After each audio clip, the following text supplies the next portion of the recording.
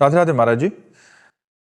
महाराज जी, आप कह रहे हैं कि जैसे हमें मोक्ष की प्राप्ति करनी है और हम किसी भगवान की विग्रह से प्रीति कर लेते हैं या उनके प्रति राग उत्पन्न हो जाता है, तो फिर ये कहीं मोक्ष में बाधा तो नहीं बन पाएगा? अरे नहीं नहीं नहीं नहीं, भगवान से प्रेम कहीं बाधा पहुंचा सकता है? अरे मोक्ष प्राप्त ही भगवान की कृपा से होता है। बिना भगवान से प्रेम किए मोक्ष प्राप्त हो ही नहीं सकता है। वही भगवान गुरुदेव हैं। देखो, मोक्ष मूलम गुरु कृपा, ध्यान मूलम गुरु मूर्ति, पूजा मूलम गुरु पदम, मंत्र मूलम गुरु वाक्यम, मोक्ष मूलम गुरु कृपा।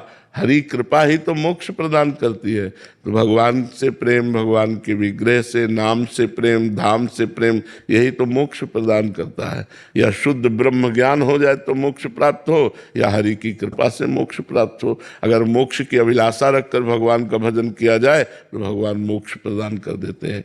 लेकिन जहाँ भगवान का भजन शुद्ध रूप से होता है तो प्रेम की अभिलाषा जग जाती है, मोक्ष की चाह मिट जाती है और लगता है ऐसे सुंदर भगवान से प्रेम करें, ऐसे कृपालु भगवान से प्रेम करें।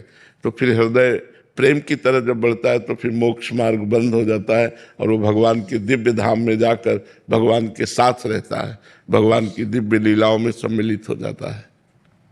प्रांजल पांडे जी। राधे राधे महाराज जी। महाराज जी, मैं एक विद्यार्थी हूं, तो मुझे क्या सरस्वती जी का नाम जप करना चाहिए, गायत्री जी का, हनुमान जी का या शिव जी का? क्योंकि उनके नाम में मुझे ज्यादा प्रीति है। किसका है?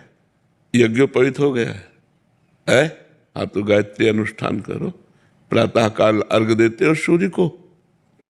कभी कभी नहीं, नई अवस्था है। प्रातः काल उठो, स्नान करो, आधा घंटे व्यायाम करो, इसके बाद भगवान सूर्य को अर्घ देते हुए गायत्री अनुष्ठान करो, गायत्री मंत्र जप करो। मान लो नात्रिकाल संध्या सही तो 2 काल की संध्या तो कर ही लो, प्रातः काल और शाम की, फिर देखो ज्ञान प्रकट होता है कि नहीं।